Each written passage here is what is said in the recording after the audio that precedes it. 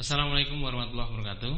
Alhamdulillah kita masih dipertemukan oleh Allah dalam video kali ini. Kita akan diskusi tentang kapasitas ruangan rapat. Kita masih bahas masalah ventilasi ya, karena ini penting di era COVID ini ya. Kalau kita melihat kondisi ruangan semacam ini ya, kondisi ruangan ini rapat semacam ini, berada di dalam ruangan yang tertutup. Nah, ini ada banyak orang yang ada di sini. 1 2 3 4 5 6 7 8 9 orang berada dalam ruangan yang semacam ini. Risiko terjadi penularan COVID, risiko terjadi penularan infeksi yang lain selain bukan hanya COVID ya, itu sangat tinggi semacam ini. Maka perlu kita kemarin sudah membicarakan tentang airflow, tentang ventilasi udara. Udara ini harus masuk dari sini, kemudian harus dikeluarkan dari sini. Nah, kemudian ada yang namanya ACH ya, air change per hour, pergantian udara dalam ruangan ini keluar ya. Di luar dari udara yang luar semacam ini namanya adalah fresh air, udara segar ya. Udara segar. Kalau yang di dalam ini sudah ada kontaminasi dari polutan-polutan yang dihasilkan oleh manusia. Ini ya. Ini ada polutan. Ada polutan. Kemudian polutan ini dikeluarkan ya. Ini bisa kemudian didilusi dan sebagainya. Nah, sekarang yang pertama kita akan bahas tentang fresh air. Dalam ruangan ini semua orang itu butuh yang namanya fresh air ya, udara segar.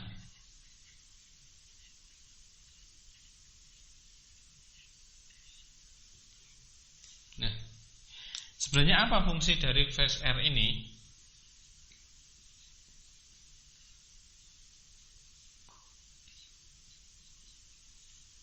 Yang pertama adalah untuk respirasi manusia. Jadi orang-orang yang ada di sini, ini membutuhkan udara, membutuhkan oksigen untuk respirasi.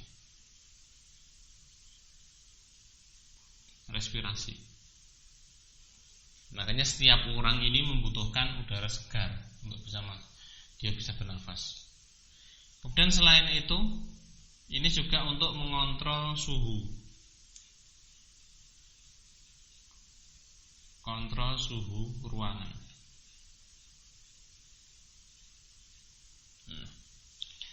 Ketika kita berada di dalam ruangan semacam ini, isinya banyak orang, biasanya suhunya akan meningkat.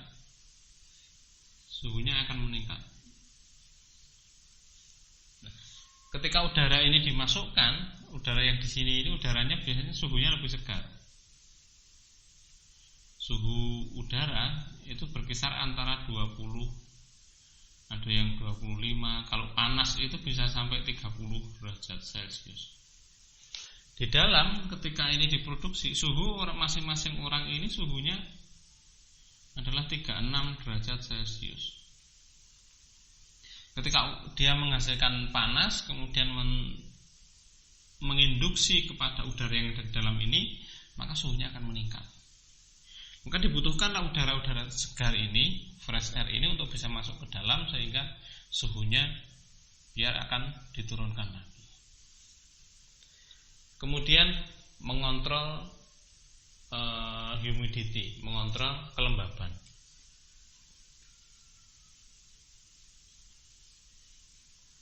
Kontrol humidity. Mengontrol kelembaban. Pada saat respirasi, manusia ini melakukan respirasi, yang dikeluarkan adalah CO2 dan H2O. Maka air ini akan terakumulasi di sini. Jumlahnya air ini akan bertambah yang ada di ruangan ini. Maka dibutuhkanlah udara yang ada di luar ini untuk masuk sehingga oksigen air ini akan ikut terdorong keluar H2O. Jadi akan terjadi keseimbangan. Jadi udara yang dari luar masuk ini dengan kadar air yang tidak begitu tinggi, yang di sini humidity-nya sangat tinggi, dikeluarkan ini masuk untuk mengontrol humidity. Kemudian untuk dilution, untuk dilusi, ini yang pertemuan sebelumnya kita sudah bahas tentang dilusi, ya. Dilusi polutan, airborne.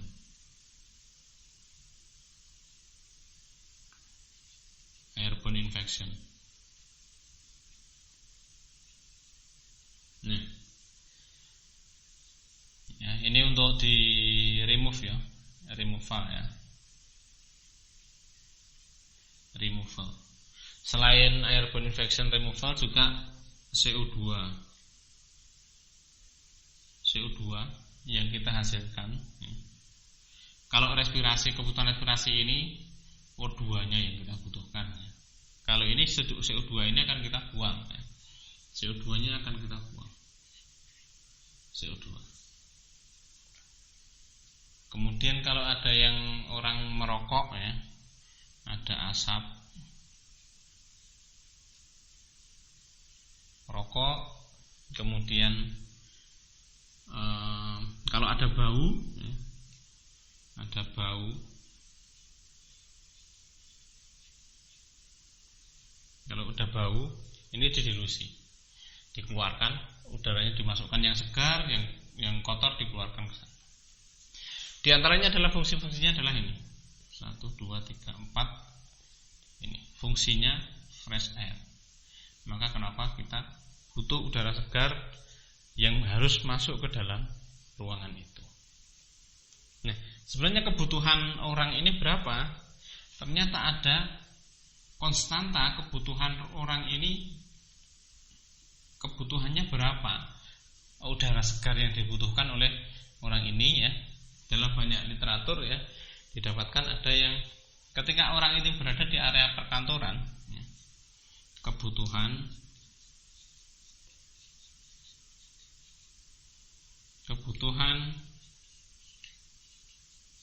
fresh air per person. Kalau di area kantor ya, itu ada referensi yang menunjukkan ada 18 meter kubik per jam.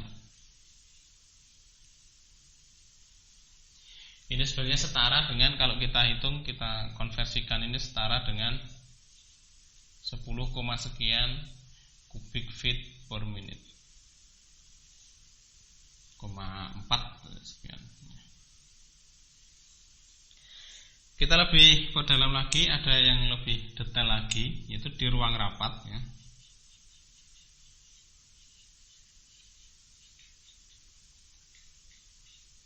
Di ruang rapat ini kebutuhan fresh air dari seseorang itu adalah 0,21 meter kubik per menit. Kalau per jam berarti dikalikan 60 ya, untuk membandingkan dengan ini ya. Ini juga setara dengan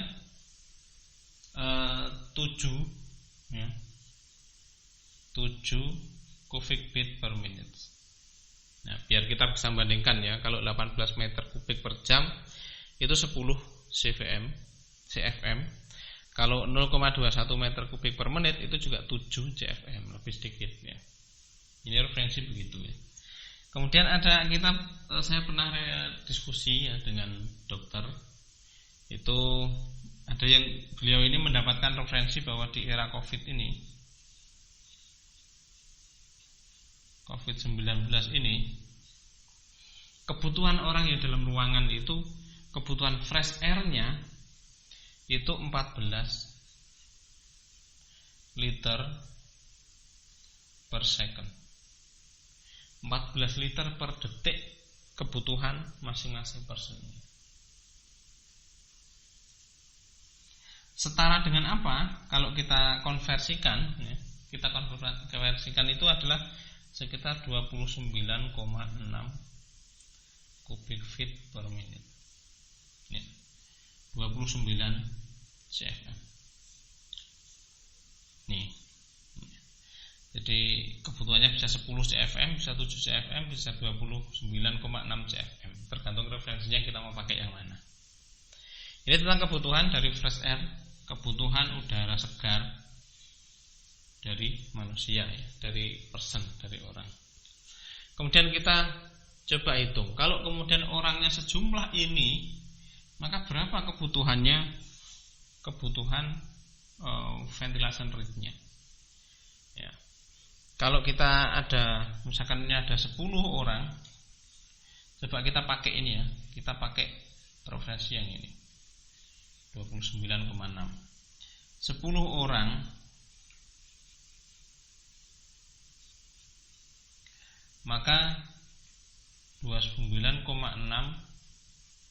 kali 10 sama dengan berapa? 296 CFM. Kalau dalam ruangan ini isinya 10 orang, maka dibutuhkan pergantian udara ini sejumlah 296 kubik feet dalam 1 menit. Yang harus keluar di sini ini, yang harus keluar ke sana itu 296 kubik feet per menit. Kalau 10 orang ya. Kalau isinya ini 10 orang. 10 orang. Nah, sekarang kita lihat dari sisi ruangan ya, ruangan.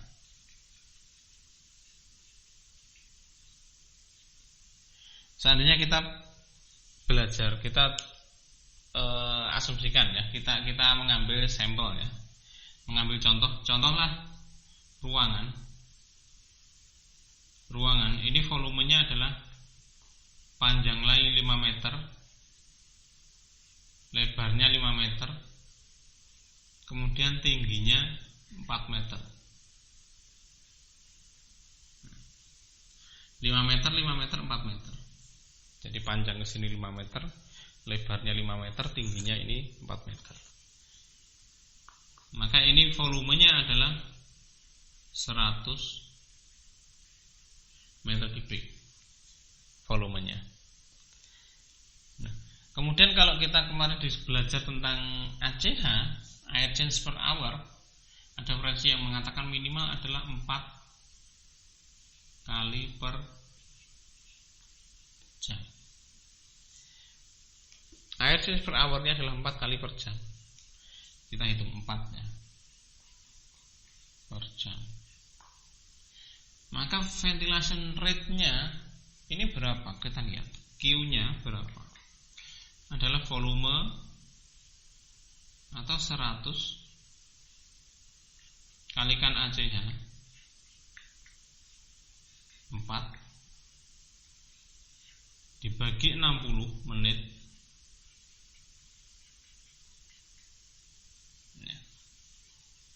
Ini nanti ketemunya 400 bagi 60 berarti 6,67 meter kubik per menit ya. Ini kalau kita jadikan CFM adalah 235,5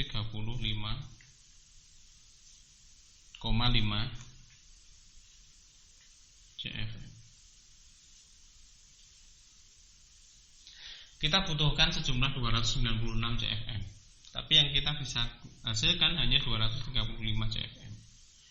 Maka kapasitas 10 orang ini melebihi, tidak boleh. Maka tidak boleh kapasitas lebih dari 10 orang. Berapa kapasitasnya? Coba kita hitung kapasitasnya.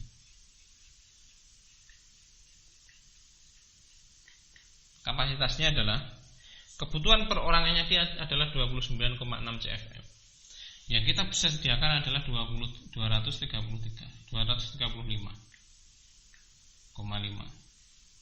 Padahal kebutuhan per orangnya adalah 29.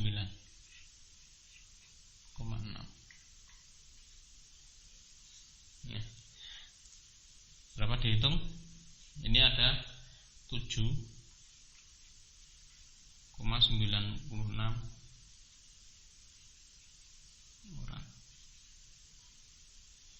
Maka kapasitas dari ruangan yang ukurannya adalah 5 kali 5 kali 4 atau 100 meter kubik, kapasitas orangnya adalah 7,96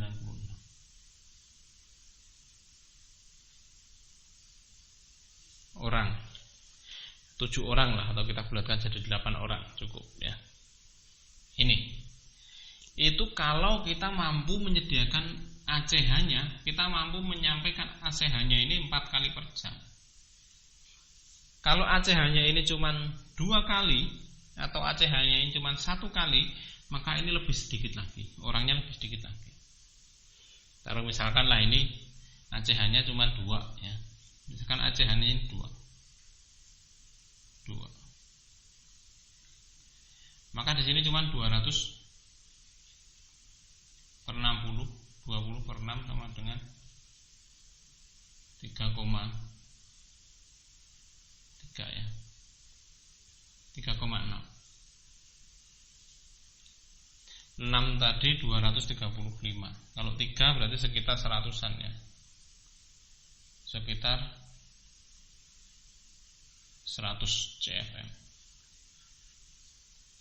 Maka kapasitasnya ini lebih sedikit lagi. Misalkan ini dibagi 29, berarti isinya harus cuma 3, sekitar 3 orang.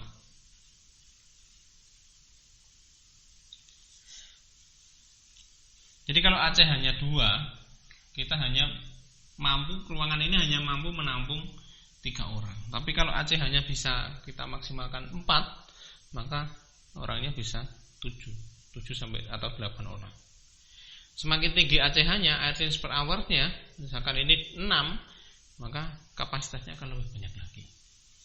Nah, yang jadi masalah adalah bagaimana caranya kita membuat ACH ini 4 atau ventilation rate-nya bisa 9,960 semacam ini.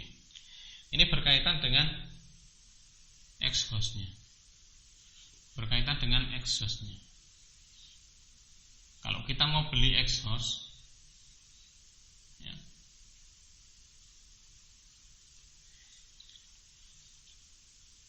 ini ya, ruangannya segini, kita butuh exhaust berapa?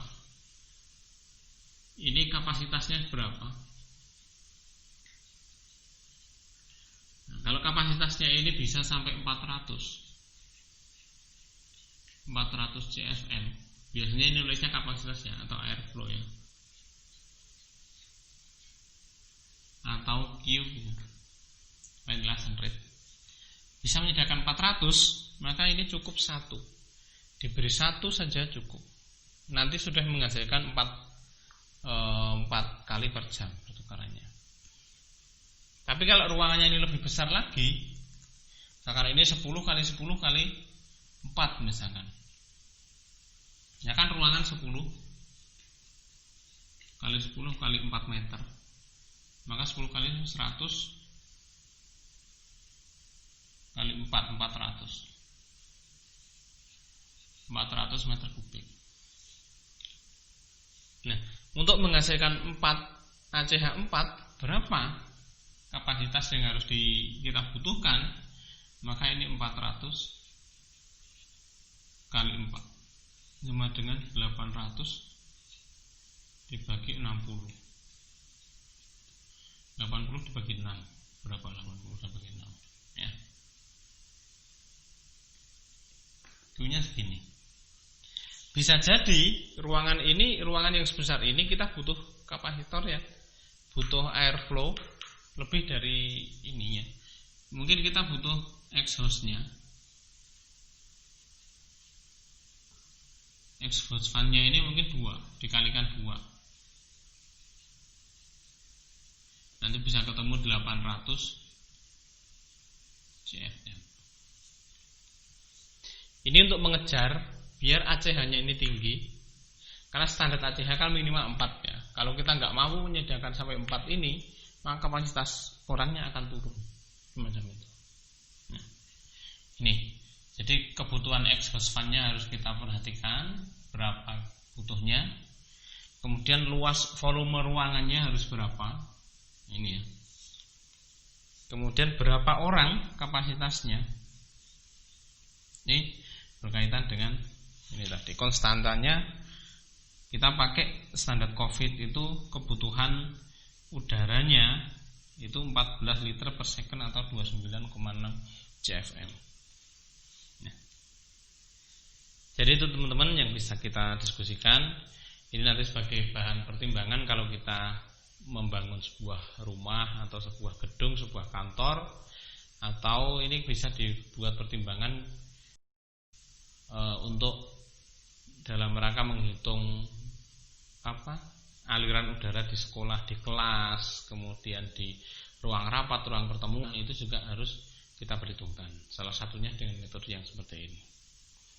Ini dalam rangka kita menghindari terjadinya transmisi COVID ya, karena transmisi COVID, penularan COVID di kantor, klaster-klaster kantor itu sekarang banyak terjadi. Salah satu penyebabnya adalah karena kapasitas ruang rapat yang jumlahnya berlebih semacam itu, atau bukan ruang rapat, ruang kantornya sendiri atau ruang kerjanya kapasitas orangnya berlebih semacam itu ya. Ini salah satu faktor saja. Mudah-mudahan bermanfaat. Saya Winarno. Assalamualaikum warahmatullahi wabarakatuh.